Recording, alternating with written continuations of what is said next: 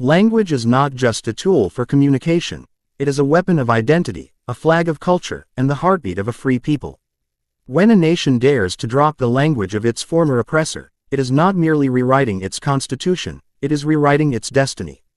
Across the African continent, a new wave of fearless leadership is rising, leaders who are no longer content with symbolic freedom, but who are claiming total liberation. One of the boldest moves in this revolution, dropping French as the official language. This decision is not about abandoning global relevance, it's about reclaiming African pride, reviving indigenous voices, and breaking the chains of mental colonization. It is a thunderous declaration. We will speak in our own voice. We will think in our own tongue. And we will build our future with our own words. Language is not just a tool for communication. It is a weapon of identity, a flag of culture, and the heartbeat of a free people. When a nation dares to drop the language of its former oppressor, it is not merely rewriting its constitution, it is rewriting its destiny. Across the African continent, a new wave of fearless leadership is rising, leaders who are no longer content with symbolic freedom, but who are claiming total liberation. One of the boldest moves in this revolution, dropping French as the official language. This decision is not about abandoning global relevance, it's about reclaiming African pride, reviving indigenous voices, and breaking the chains of mental colonization. It is a thunderous declaration. We will speak in our own voice. We will think in our own tongue. And we will build our future with our own words. 1. Historical context. The language of chains. To understand the fire behind dropping French, we must revisit the cold grip of history. A. The colonial curse of language. When European powers carved Africa into colonies, they didn't just steal land, they silenced tongues. In countries like Burkina Faso, French was forced into schools, government buildings, and courtrooms. It became the only, official, way to be educated, to hold power, or to be heard. But here's the truth. French was never the voice of the people. It was the language of the elite, the colonizer, the outsider. Millions were left voiceless in their own nations, made to feel that their native languages were primitive, inferior, or shameful.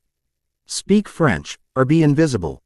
That was the message. B. Post-independence illusion. Even after gaining political independence, many African nations kept French as the official language, not by choice, but by inherited structure. The governments, schools, and bureaucracies were all built around it.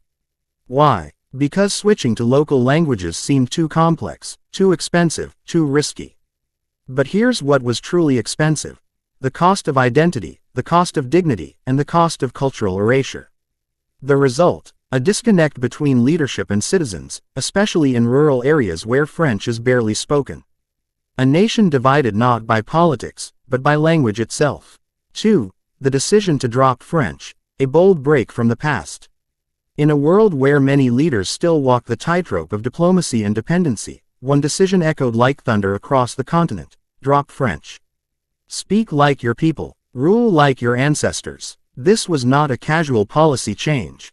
It was a declaration of war against mental colonization. And it sent a message louder than any speech.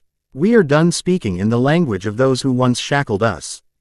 A political earthquake. For decades, French served as the administrative glue holding together post-colonial states. But in truth, it was also a leash, linking African governments to Paris, both economically and ideologically.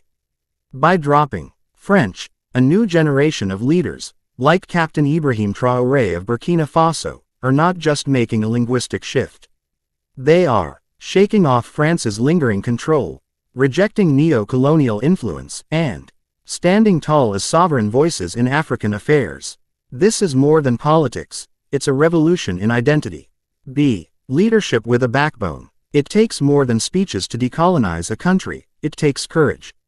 Visionary leaders who are not afraid to be criticized by the West, to face economic pushback, or to be labeled as radicals. They know this one truth: a leader who speaks the language of their people earns not just power, but trust. Dropping French isn't just about language. It's about returning power to the people, rebuilding pride, and writing a new African story on African terms. 3. Promoting indigenous and national languages, reclaiming the voice of the people. When a nation drops the language of its colonizer, it cannot leave a void. it must fill that space with the vibrant sound of its own soul. And that soul lives in the indigenous languages of the people. This is not just about translation. It's about resurrection, restoration, revolution. A revival of native languages. For too long, African languages were pushed to the margins, treated as informal, backward, or unfit for official use. That lie ends now. Nations are reviving local languages in powerful ways. Schools teaching in native tongues so children learn with confidence and cultural pride. Courts and parliaments using local languages to make justice and governance accessible to all. Media and music embracing African dialects to tell authentic stories that resonate deeply. These languages are not relics, they are living rivers of wisdom, flowing through generations. B. Inclusion, identity, and power. Promoting national languages brings the people closer to the state. No longer do citizens feel lost in translation. Now, they can understand their rights, participate in politics, shape their futures in a language they call their own. This is about more than communication, it's about dignity. It says, your voice matters. Your language matters. You matter. And as local languages rise, so too does a unified national spirit, one not defined by artificial colonial borders, but by shared stories, dreams, and ancestral pride. 4. Impact on national identity from silence to sovereignty. When a nation reclaims its language, it reclaims its soul. The decision to drop French and promote indigenous languages is not just cultural, it is psychological warfare against centuries of shame, and a powerful step toward true freedom. This is where identity stops being inherited from colonizers and starts being created by the people. A. Psychological liberation. For generations, African children were taught that success came with perfect French and shame came with their native tongue. That ends now. Dropping French breaks the illusion of inferiority. It tells the child in the village, your mother's language is not a weakness. It is a weapon. It heals the deep, unspoken wound of cultural erasure, giving people the strength to stand tall in their own history. When you speak your true language, you speak your true self. B. Unity, pride, and patriotism. A shared language does more than connect words, it connects hearts. It builds a sense of unity that no foreign tongue ever could. It fuels a patriotism rooted in authenticity, not imitation. It helps citizens see their leaders not as distant elites, but as their own, speaking their voice, fighting their fight. This transformation turns a population into a people, and a flag into a movement. 5. Challenges and global reactions. Courage against the current.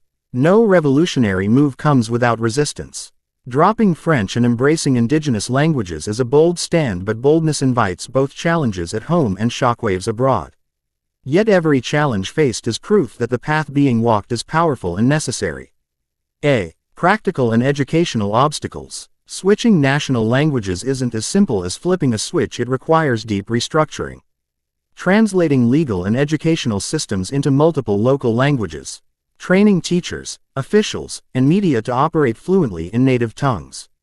Developing new vocabulary to keep pace with modern science, technology, and politics. But let's be clear, difficult is not impossible, and inconvenience is not a reason to stay colonized. Other nations have done it, from Tanzania with Swahili to Indonesia with Bahasa. Africa, too, can walk its own road. B. International reaction, resistance and respect.